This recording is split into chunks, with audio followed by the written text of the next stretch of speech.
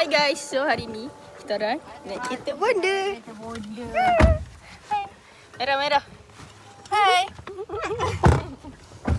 So, Lamanya tak naik kereta. Kereta pun lama.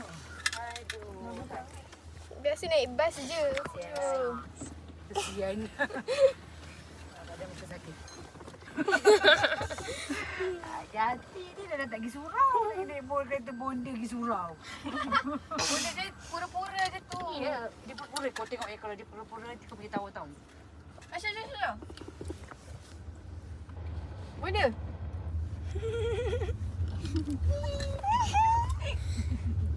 Macam tak pernah naik kereta. so yang lain-lain jangan jealous, okey? Korang 7 memang susah nak bawa. Kalau biasa 5 je boleh buat. Kalau 7 ni memang tak boleh nak bawa. Amai. Kau dah duduk depan tu nak tak nak kau kena pakai ni kalau tak dikisih. Oh, kena pakai.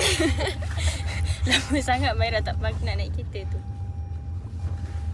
Kan? Pau depan dia pun tak boleh dah belikan korang. Kau tak berasa lah korang. Aduh, hai. Diorang kata channel kat depan tu sedap. Tak lah, Bunda selalu beli anak. Anak-anak. Tapi sekarang tak boleh macam mana? Reba je lah.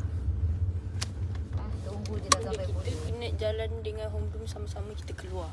Ya. Kalau keluar boleh. Sebab tu korang kena tuak cikgu Cikgu Zina.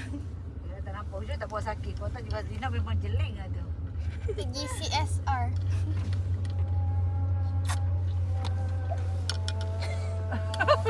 Cikgu.